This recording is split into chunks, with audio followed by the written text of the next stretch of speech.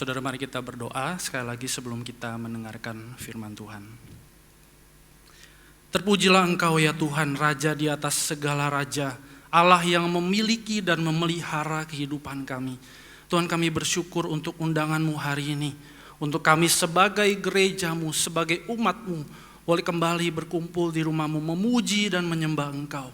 Tuhan, terimalah segala pujian, lagu, sembah kami, kata-kata kami, hati kami di hadapan Engkau. Dan kiranya Tuhan saat ini Engkau juga mau siapkan hati setiap kami, memimpin hati setiap kami, untuk kami boleh mendengarkan firman-Mu. Tuhan, kuasailah seluruh keberadaan diri kami, Roh Kudus pimpin kami, baik hamba-Mu yang menyampaikan maupun setiap kami yang mendengar, sehingga hanya firman Tuhan yang berkuasa dan berdaulat, itulah yang akan menuntun hidup kami, itulah yang akan meneguhkan iman kami, yang akan memimpin kami untuk hidup bagi Tuhan. Berfirmanlah ya Tuhan, dan biarlah setiap kami boleh sedia mendengarkan Tuhan. Dalam nama Tuhan Yesus, penebus kami yang hidup, kami berdoa. Amin. Selamat pagi saudara-saudara, shalom. Kita bersyukur kepada Tuhan untuk kesempatan kita boleh kembali merenungkan firman Tuhan pada hari ini. Mari kita membuka kembali dari surat 1 Petrus. Kita akan melanjutkan sermon series dari 1 Petrus. Kita akan membaca pasal yang kedua, ayat 11 sampai 17. 1 Petrus pasal yang kedua, ayat 11 sampai 17. Saudara-saudara dipersilahkan memperhatikan di Alkitab masing-masing, saya akan membacakan bagi kita semua. Demikian firman Tuhan. Saudara-saudaraku yang kekasih, aku menasihati kamu supaya sebagai pendatang dan perantau, kamu menjauhkan diri atau memisahkan diri dari keinginan-keinginan daging yang berjuang melawan jiwa. Milikilah cara hidup yang baik di tengah-tengah bangsa-bangsa bukan Yahudi, supaya apabila mereka memfitnah kamu sebagai orang durjana, orang jahat, mereka dapat melihatnya dari perbuatan-perbuatanmu yang baik dan memuliakan Allah pada hari Ia melawat mereka. Tunduklah karena Allah kepada semua lembaga manusia, baik kepada raja sebagai pemegang kekuasaan yang tertinggi maupun kepada wali-wali yang diutusnya untuk menghukum orang-orang yang berbuat jahat dan menghormati orang-orang yang berbuat baik. Sebab inilah kehendak Allah, yaitu supaya dengan berbuat baik kamu membungkamkan kepicikan orang-orang yang bodoh. Hiduplah sebagai orang merdeka dan bukan seperti mereka yang menyalahgunakan kemerdekaan itu untuk menyelubungi kejahatan-kejahatan mereka. Tetapi hiduplah sebagai hamba Allah. Hormatilah semua orang, kasihilah saudara-saudaramu, takutlah akan Allah, hormatilah raja. Semikian jauh kita baca firman Tuhan pada hari ini. Nah saudara, kalau kita mendengar frasa gereja dan politik, gitu ya, gereja dan masyarakat, maka mungkin kita rasa ini dua hal yang terpisah begitu ya, sulit sekali untuk dihubungkan begitu. Nah saudara, saya mau mengajak kita untuk melihat beberapa word cloud ya, kalau sudah ditampilkan. Saudara, ketika saya mencoba mencari berbagai macam word cloud begitu ya, yang ada singgungannya antara gereja sama politik misalnya gitu, gereja dengan kehidupan bermasyarakat, maka sama saudara, sulit ya untuk menemukannya. Kalau saudara bisa lihat begitu ya, kalau mungkin gak terlalu kecil di layar, saudara melihat kalau ada word cloud yang gereja, tentang gereja, apa sih itu gereja begitu, maka yang pop up di pikiran orang-orang itu hampir tidak pernah soal politik, tidak pernah soal misalnya pengabdian negara begitu ya. Sebaliknya juga sama saudara, kalau misalnya kita lihat tentang politik atau tentang negara begitu ya, tentang state begitu, tentang peraturan, undang-undang dasar dan lain sebagainya, maka hampir tidak ada yang mengaitkan dengan gereja ya. Kalau saudara nggak kelihatan, udah saudara percaya aja, saya udah liatin satu-satu gitu ya. Nah tapi saudara, ada satu word cloud yang ternyata sudah tampil ya. Itu ada satu yang nyempil tentang negara, tentang politik, ada gerejanya begitu ya. Tapi kok kayaknya kalau saya tebak ya, word cloud itu kan pop up pikiran orang-orang ketika ditanya tentang sesuatu begitu. Kalau ditanya tentang negara, kalau gereja itu kecil sekali tulisannya, berarti mereka itu hampir tidak terpikir ya, negara sama gereja, negara sama agama, kaitannya apa ya? Hampir tidak terpikir begitu saudara. Nah saudara-saudara, mari kita melihat kehidupan gereja di Indonesia gitu ya.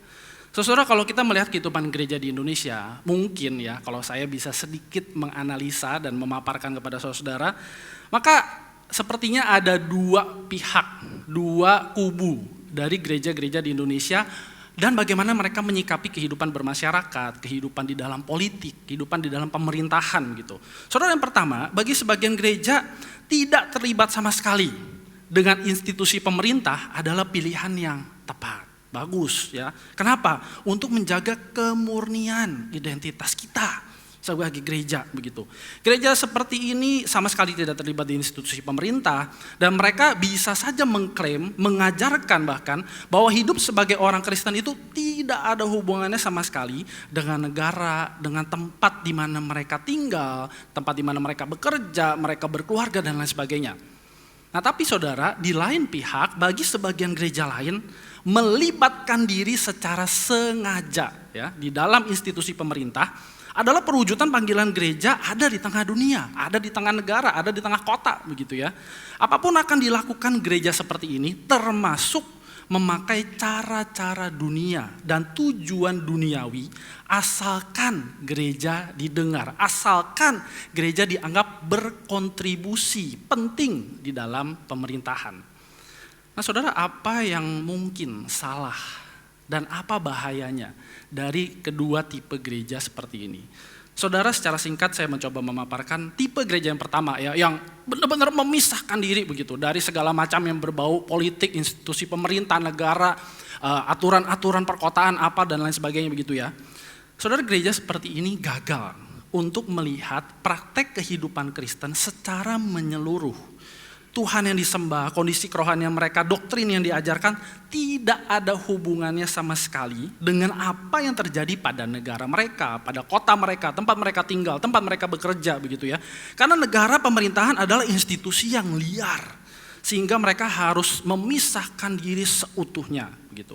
Berada di dalam gua rohani ya, hidupnya sama orang-orang Kristen aja, hidupnya sama orang yang kelihatannya baik-baik saja, tidak usah berhubungan dengan aparat-aparat pemerintah begitu ya, bahkan satpam di lingkungan pun mungkin ya nggak usah ada hubungannya begitu. Itu sudah sangat cukup bagi kehidupan saya sebagai orang Kristen, sebagai murid Kristus, sebagai gereja begitu ya. Tapi yang kedua saudara, gereja tipe kedua gagal juga untuk menginterpretasi panggilan bagi gereja untuk berkontribusi di tengah dunia. Mereka salah fokus begitu ya terhadap panggilan gereja di tengah masyarakat. Injil Kristus, panggilan kerajaan Allah tidak pernah menjadi fondasi, perspektif atau cara pandang dan tujuan mereka di dalam berkontribusi. Gereja seperti ini gagal untuk memahami bahwa negara, ya, pemerintahan somehow memiliki nilai-nilai liturgikal. Ya. Cara singkat saudara, kalau kita ingat liturgio itu artinya the work of a people, usaha-usaha dari sekelompok orang, usaha-usaha dari sekelompok orang-orang yang masuk di dalam pemerintahan yang sebenarnya disadari atau tidak sedang mendidik gereja yang berusaha untuk berkontribusi, menyingkirkan Injil, menyingkirkan misi kerajaan Allah, dan mereka dididik oleh kepentingan-kepentingan pemerintah.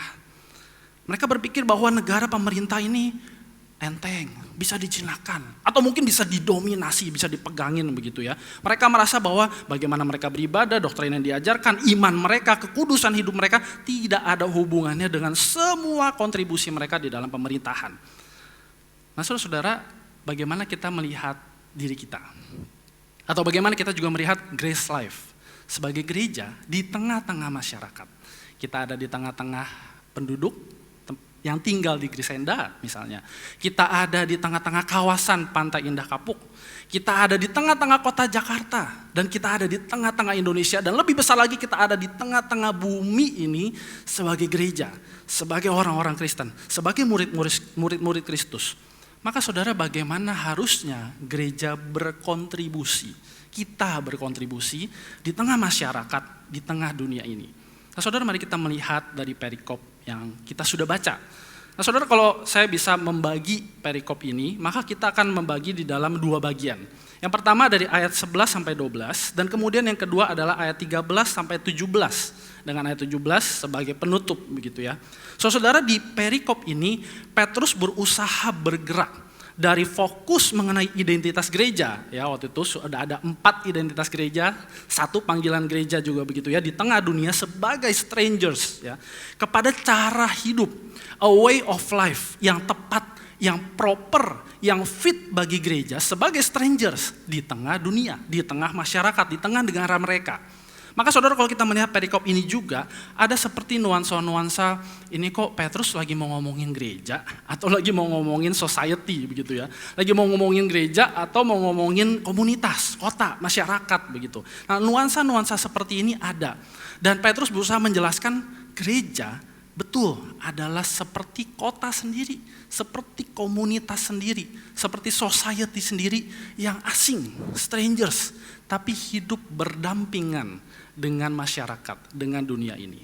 Nah, saudara, mari kita mulai dari ayat yang ke-11, saudara.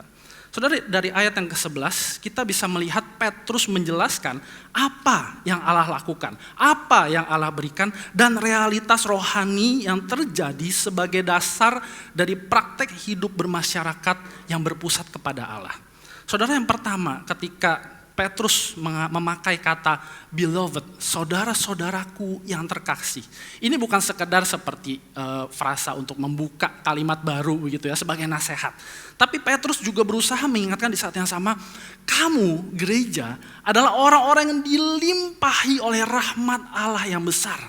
Saudara ingat pertama kali kita mendengarkan sermon series ini begitu ya. Rahmat Allah yang begitu besar, yang menyelamatkan kita, yang tersimpan di surga menjadi jaminan keselamatan kita, itu diberikan kepada kita. Sebegitu besarnya rahmat Allah. Dan kita ini adalah orang-orang yang demikian. Bukan orang-orang yang tidak punya apa-apa, bukan orang-orang yang hampa, tapi orang-orang yang dipenuhi dengan rahmat Allah, orang-orang yang dikasihi oleh Allah. Dan kemudian yang kedua, saudara, Petrus juga mengatakan bahwa kamu ini adalah orang-orang yang hidupnya harus berpisah dari dunia ini. Tapi saudara-saudara, bukan maksud Petrus untuk mengatakan betul-betul gereja kita sebagai orang percaya itu harus detach sepenuhnya dari dunia. Terus kita bikin dunia sendiri, bikin kepompong sendiri, bikin bubble sendiri begitu. Enggak, saudara ya. Tapi di sini dengan juga kata-kata, dua kata, sojourners and exiles ya. Paroikos, paripidemos yang dipakai juga di pasal pertama, saudara. Ini dua kata yang menunjukkan satu identitas yang sama. Dan juga pernah, saudara, dipakai oleh Abraham di dalam Kejadian 23 ayat 4. Dan dalam konteks itu Abraham memang memakai dua kombinasi kata ini untuk mengidentifikasikan kondisi dirinya waktu itu. Bahwa dia adalah orang asing. Dia gak punya tanah dan hak apa-apa sebagai pendatang. Bahkan untuk menguburkan keluarganya, Abraham itu perlu minta tanah. Tolong berikan aku tanah untuk menguburkan keluargaku dengan layak. Karena aku adalah pendatang dan seorang asing di tengah dunia ini. Nah, saudara, Petrus berusaha menegaskan, ini loh konteks sosial kita. Kita ada di tengah-tengah masyarakat, kita ada di tengah-tengah kota, kita ada di tengah-tengah negara. Tapi kita tidak terpisah dengan mereka. Kita memang adalah orang yang strangers, asing bagi mereka. Mereka menolak kita, mereka menghina kita, mereka melihat hidup kita itu aneh, asing begitu ya. Tapi kita tidak serta-merta harus memisahkan diri dari mereka. Harus kemudian gak usah lagi deh bersentuhan dengan mereka begitu ya. Mungkin termasuk institusi pemerintah, pejabat-pejabat begitu ya. Segala sesuatu yang berbau politik, kita tidak usah bersentuhan dengan mereka. Bukan. Tapi saudara, kita memang berbeda, tapi jangan memisahkan diri dengan masyarakat.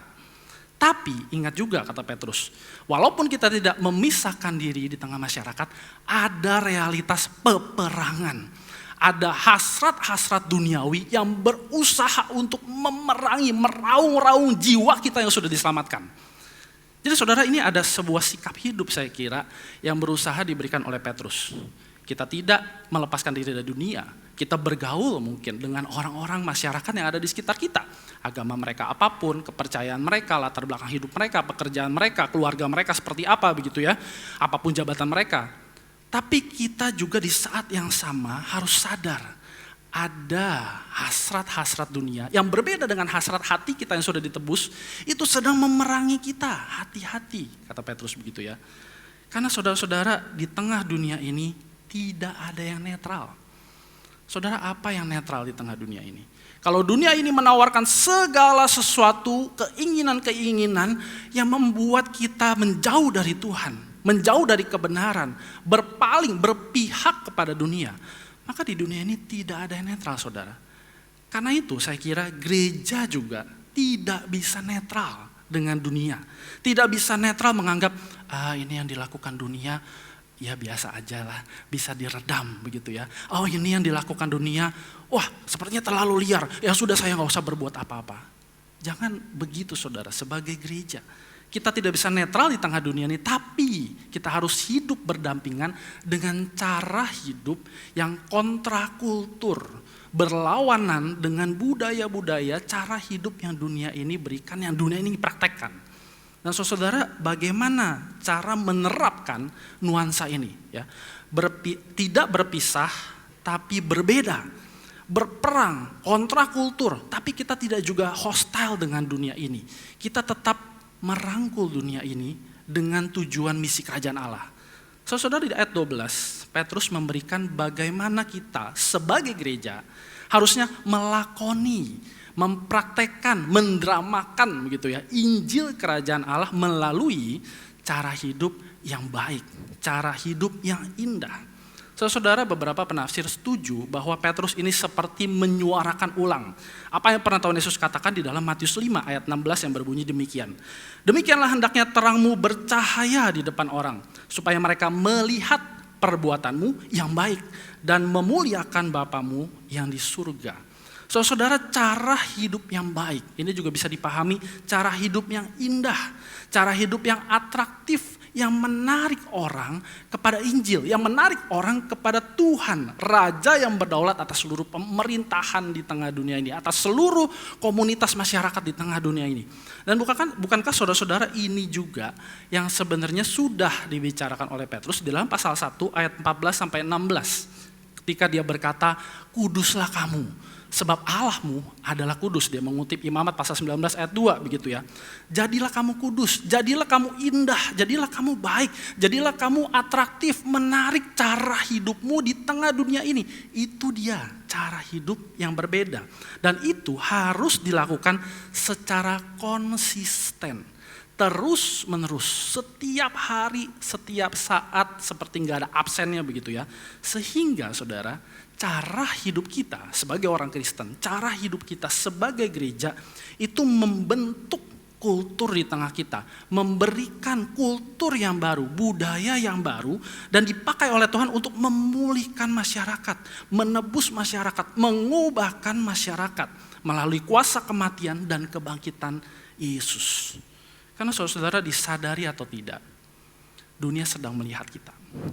Dunia sedang melihat orang Kristen seperti apa. Orang Kristen cara hidupnya seperti apa. Orang Kristen yang katanya dipenuhi dengan rahmat Allah itu hidupnya seperti apa.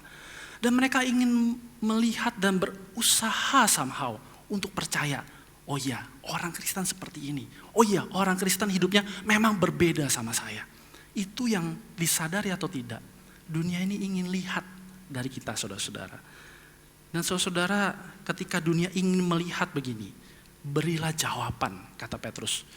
Cara hidup yang baik, cara hidup yang indah, itu yang menjadi jawaban ketika dunia memfitnah kamu. Ketika dunia bilang orang Kristen itu berbuat jahat karena dia berbuat baik. Aneh saudara ya, logika yang terbalik begitu. Ketika kita berbuat baik, kenapa kita dibilang jahat? Ketika kita mempraktekkan cara hidup yang menarik, yang indah, kenapa kita dibilang, wah ini mah palsu begitu ya, tipu-tipu. Orang Kristen sebenarnya gak begitu.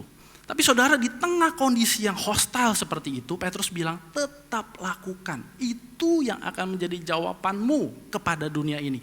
Itu yang akan menjadi jawaban dari Tuhan bagi segala fitnahan yang dunia ini berikan tentang kita. Kalau kita memiliki cara hidup yang baik, cara hidup yang indah. Dan kita harus melakukan itu terus menerus, saudara-saudara. Nah saudara, hal seperti ini akan kontras ketika kita melihat mungkin di negara kita atau di kota kita begitu ya, di Indonesia, di Jakarta. Ketika kita melihat begitu banyak kelompok-kelompok yang mengatasnamakan agama tertentu, kepercayaan tertentu, sekte tertentu, filosofi hidup tertentu begitu ya. Dan kemudian mereka berusaha mengubah negara. Mati-matian mereka berusaha memberikan dampak yang formatif, mengubahkan negara melalui usaha-usaha mereka. Dan saudara, ini bukan cara yang Tuhan mau. Ini bukan the way of the cross. Salib saudara, salib Kristus menjadi indah. ketika dia dipaparkan, dipampangkan dengan penderitaan di tengah masyarakat yang kejam. Di tengah Pilatus yang maunya hanya cuci tangan, aku tidak bertanggung jawab. Oleh karena itu saudara, ketika kita menyebutkan pengakuan iman rasuli tadi di dalam ibadah kita, ingat ada satu kalimat yang menderita sengsara di bawah pemerintahan Pontius Pilatus. Saudara, ini bukan sebuah kalimat yang hanya sifatnya naratif, menceritakan dulu Yesus itu disalib karena si Pilatus cuci tangan begitu ya. Dulu Yesus itu disalib di masa Pontius Pilatus memerintah. Bukan hanya sekedar itu. Tapi ini sebuah jawaban, cara hidup, the way of the cross. Ketika salib itu justru ditinggikan di tengah masyarakat yang hostile, masyarakat yang kejam, masyarakat yang menolak siapa ini Yesus. Tuhan Yesus justru mengangkat dirinya bukan di atas istana. Bukan dia malah tempeleng Pilatus misalnya begitu ya. Enggak. Bukan malah dia injek-injek Herodes, tidak. Tapi dia merelakan dirinya ditinggikan di kayu salib. Itu jawaban yang politis dari Tuhan Yesus. Untuk masyarakat yang hostile. Untuk pemerintahan yang tidak pernah mengerti apa yang mereka lakukan kepada juru selamat mereka. Itu cara hidup yang indah, saudara. Dan bagaimana kemudian Petrus berusaha menjelaskan bagaimana mewujudkannya. Ya. A way of life ini yang indah, ini yang baik, ini gimana sih mewujudkannya begitu ya. Bagaimana harusnya gereja menjadi komunitas yang kontrakultur, bahkan di dalam masyarakat, dimensi sosiopolitis dalam hidup kita begitu ya. Dan memberikan dampak yang membentuk budaya kita.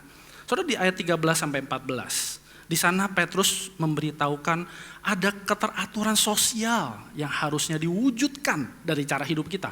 Bukan kekacauan gitu ya. Ketundukan karena Tuhan dan bukan menundukkan masyarakat atas nama Tuhan. Berbeda sekali saudara ya.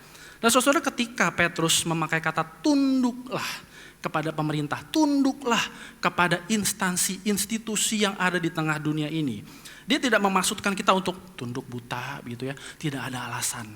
Saudara, ini adalah ketundukan yang beralasan dan alasannya adalah karena Kristus. Karena Allah, Petrus bilang, bukan karena kamu punya maksud tertentu, punya motif hati tertentu, supaya pekerjaan saya bisa dilancarkan oleh pemerintah begitu ya, supaya bisnis saya bisa mendapatkan approval dari wali kota begitu, bukan.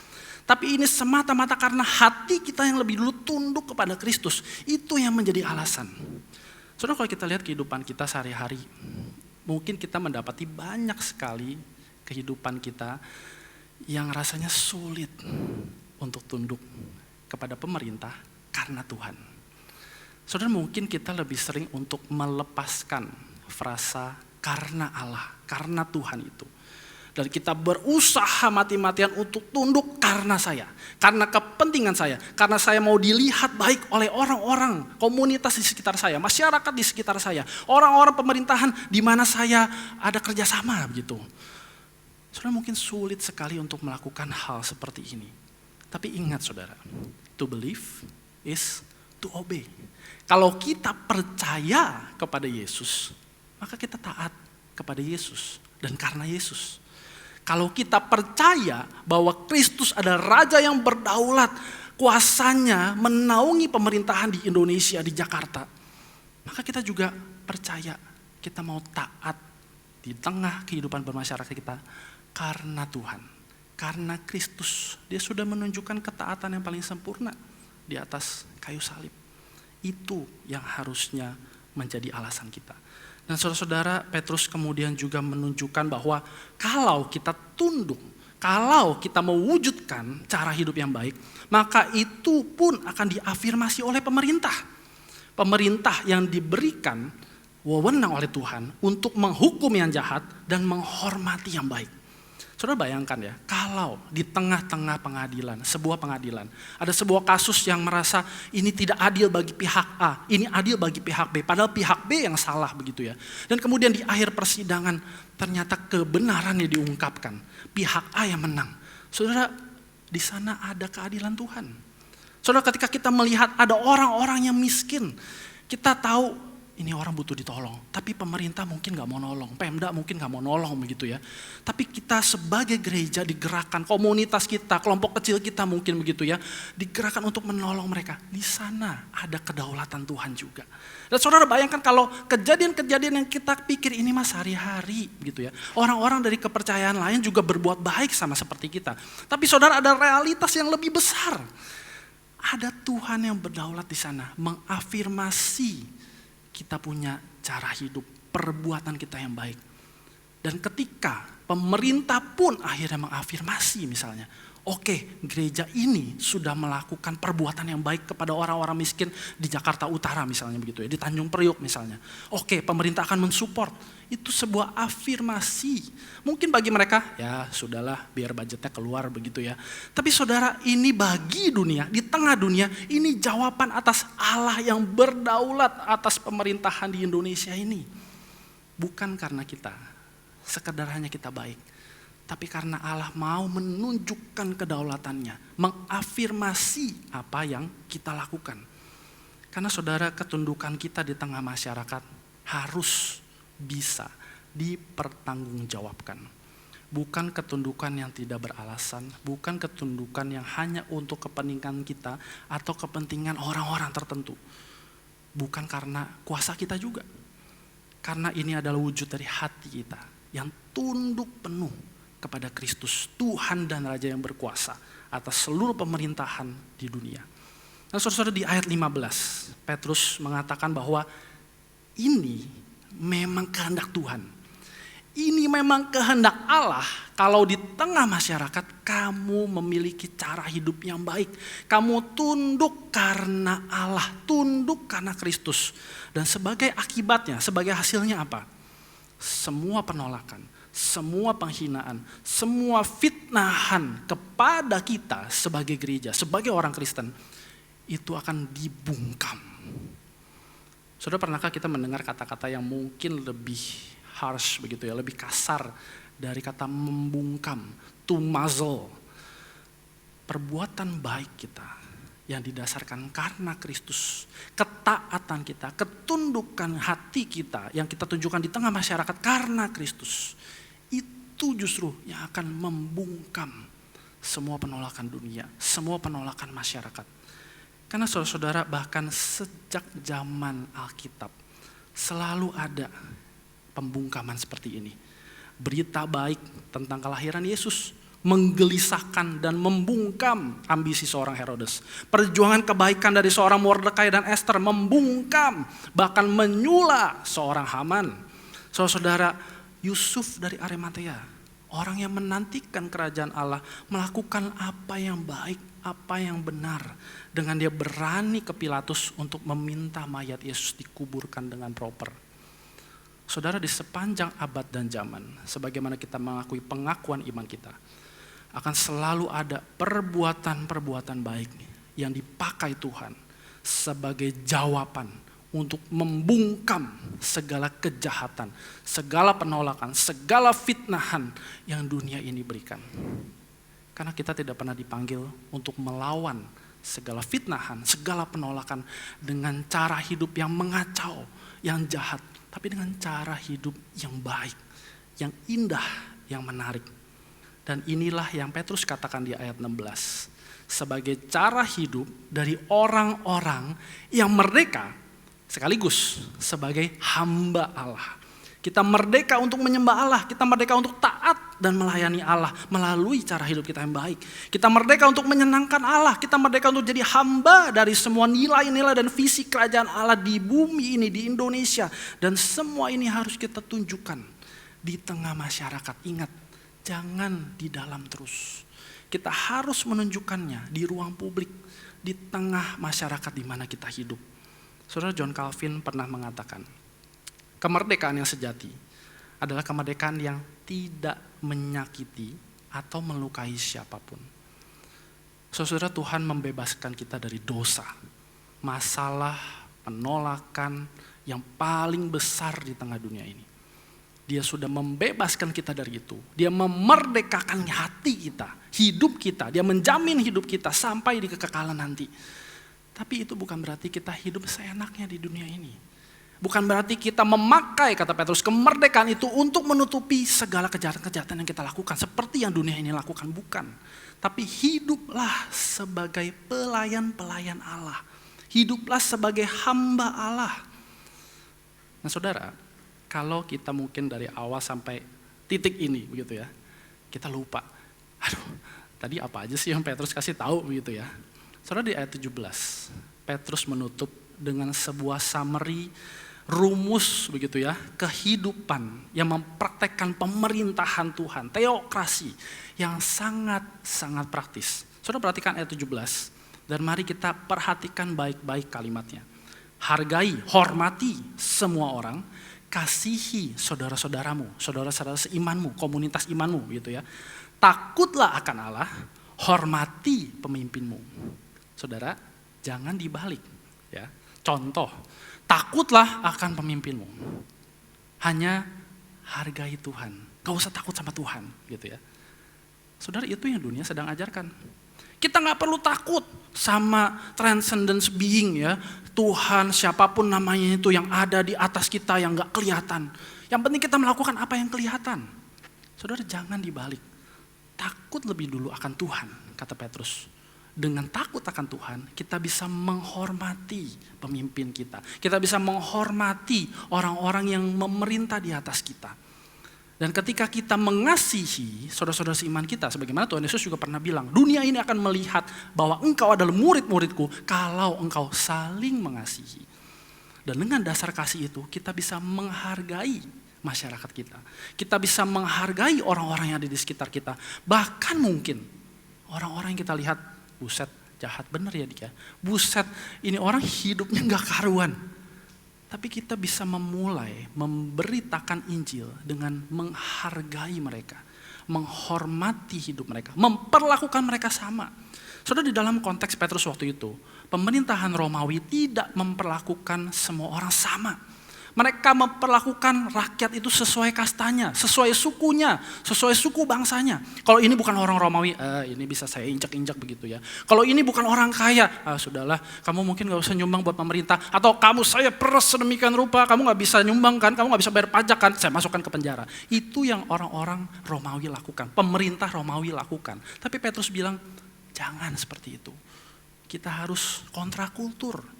Hargai semua orang, hormati semua orang, takutlah akan Tuhan dan hargai siapa yang memimpin kita, sekalipun mungkin dia berbuat jahat.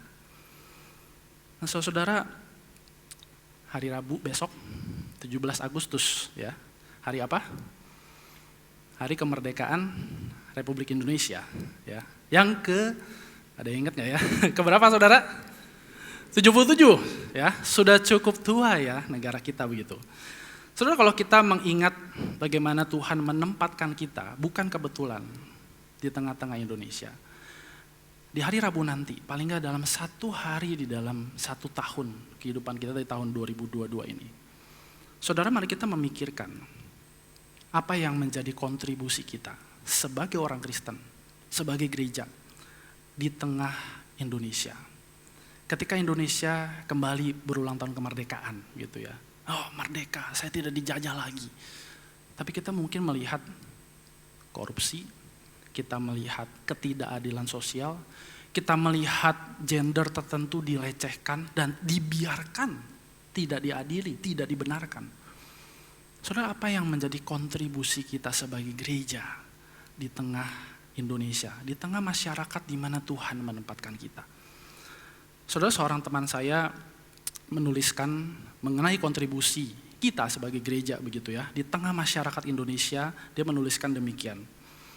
Panggilan gereja untuk berkontribusi di tengah masyarakat adalah dengan mendukung pemerintah dalam mengejar kesejahteraan, kedamaian, aspek-aspek lainnya dari kehidupan bersama sebagai bangsa Indonesia. Dan ini semua akan menjadi alat Tuhan untuk menyatakan bahwa ciptaannya sungguh amat baik.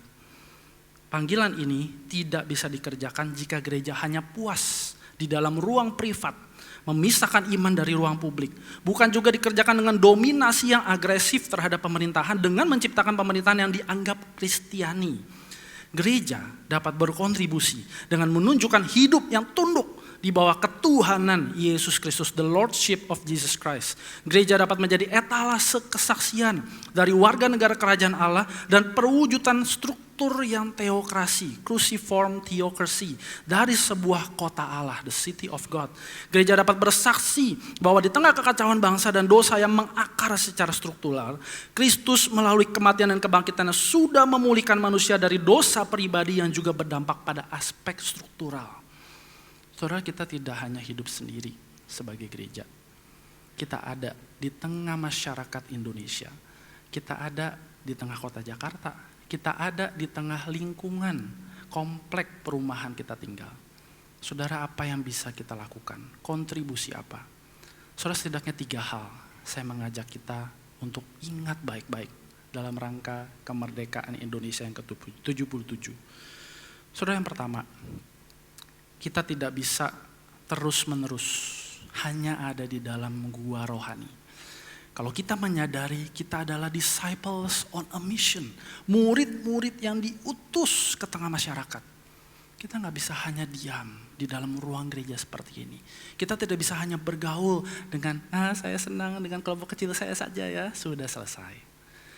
Saudara, kalau Tuhan mengutus kita ke tengah dunia ini, kita tidak bisa hanya diam. Kita tidak bisa hanya ngumpet dan sembunyi dan membiarkan apa yang terjadi di masyarakat kita begitu saja terjadi. Saudara, dunia ini adalah ladang misinya Allah.